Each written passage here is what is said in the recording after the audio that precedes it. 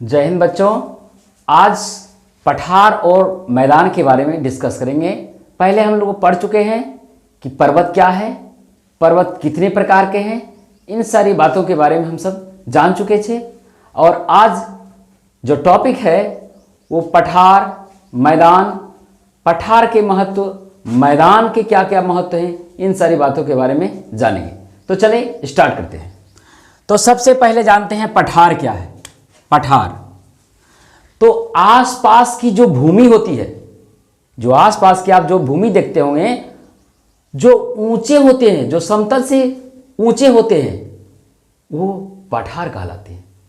इसकी ऊंचाई 100 से 1000 मीटर तक हो सकती है। 100 से 1000 मीटर तक हो सकती है। कोई कोई पठार तो 1600, 1700, 4000 मीटर तक भी होती है।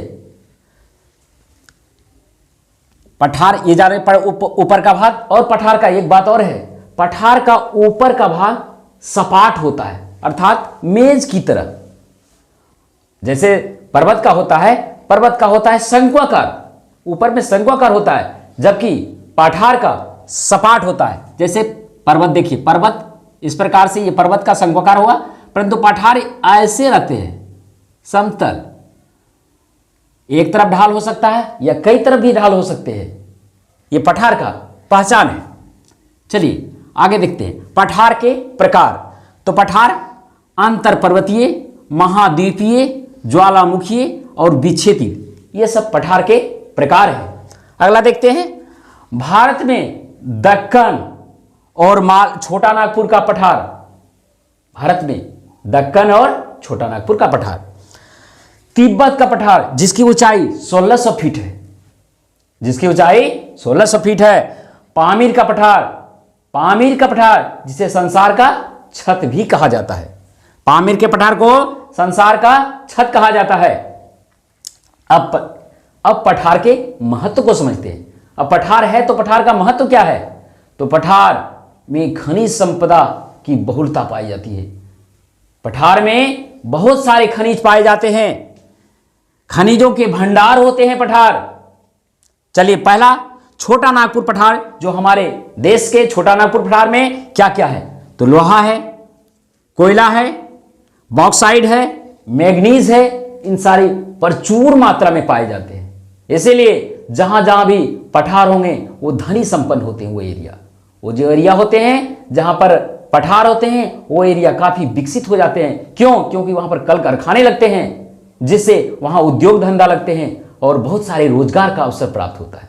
ये पठार के महत्व है। अगला है पठार। पठार पर्यटक और मनोरंजन का भी केंद्र होता है। वहां पर जलप्रपात पाए जाते हैं, जैसे हुंडरू जो रांची में है, और जोग जलप्रपात जो कर्नाटक में है। जोग जलप्रपात भारत की सबसे ऊंची जलप्रपात है। यह भी बारे में जान गए। अब पठार में काली मिट्टी पाई जाती है, जिसमें जो खेती के लिए काफी ही उपजाऊ होती है। ये खेती के लिए काफी उपजाऊ होती है। कृषि कार्य इसमें बहुत ही अच्छे तरीके से किया जाता है। बड़े बड़े नगर भी, बड़े बड़े नगर भी पठार के पास बसे हुए हैं, जैसे रांची, मैक्सिको सिटी, ये सब बड़े बड़े नगर जो है पठार में बसे हुए हैं। ये भी बात जानेंगे। तो हम आज पठार के प्रकार और पठार के महत्व को समझे। अगला टॉपिक है मैदान, जिसको आज समझते हैं।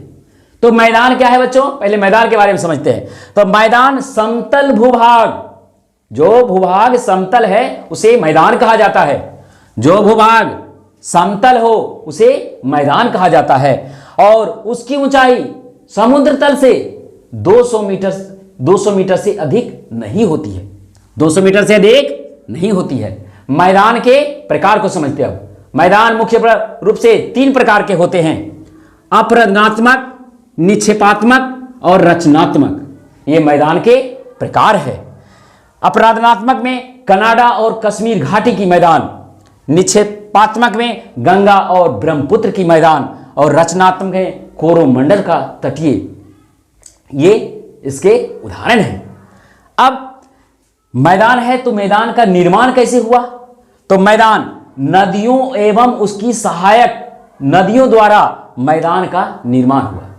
दूसरा पॉइंट है, जब कोई नदी पहाड़ से उतरती है तो अप्रदन करते हुए, अप्रदन अर्थात खुदरते हुए, तोड़ते हुए वो नीचे आती है और जिस प्रकार वो अपने साथ वो सारे मलबे कचरे को लेके आती है। उसके बाद नदी अप्रदन के मलबे को लाती है और एक जगह, एक घाटी में जमा करती है, एक घाटी में जमा करती है, जिससे इसी मलबे से मैदान का निर्माण होता है। इसी मलबे से मैदान का निर्माण होता है। ये भी बात हम समझ गए कि मैदान का निर्माण होता कैसे है, मैदान का निर्माण होता कैसा है, ये भी हम समझ गए। अब मैदान के महत्व को समझते हैं। अब क्या समझते हैं, मैदान हुआ तो उसका महत्व क्या है। तो सबसे बड़ी बात यही है कि मैदान काफी उपजाऊ होती है, मैदान काफी उपजाऊ होती है। उसमें आप कृषि के जितने भी खाद्य पदार्थ हैं सभी उपजाए जाते हैं। धान, गेहूं, मक्का, ज्वार, बाजरा, जितने भी प्रकार हैं सभी मैदान में ही उपजाए जाते हैं। मैदानों में, दूसरा पॉइंट, मैदानों में घर बनाना बेहद आसान है। क्यों? क्योंकि परिवहन की सुविधा मैदानों में बहुत ही अच्छी तरीके से सुविधा से प्राप्त होती है। मैदानों में सड़कें बनाना आसान है। मैदानों में रेल मार्ग की पटरियां का बिछाना आसान है। ये मैदान का दूसरा प्रॉफिट या दूसरा महत्वपूर्ण प्रयोग है।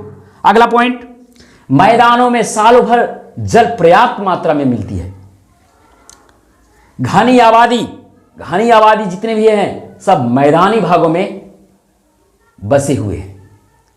देश की, पूरे विश्व का 70% आबादी मैदानों में निवास करती है।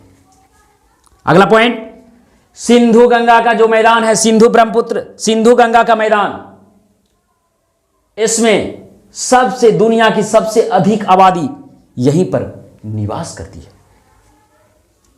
यह सब इसके महत्व हैं। तो बच्चों आज हम सब क्या सीखे? आज सीखे पठार के प्रकार, पठार कितने प्रकार के होते हैं वो सीखे, पठार के महत्व क्या है ये सीखे, और क्या सीखे, मैदान के प्रकार और मैदान के क्या क्या महत्व है। इन सारी बातों के बारे में आज हम लोग सीखें।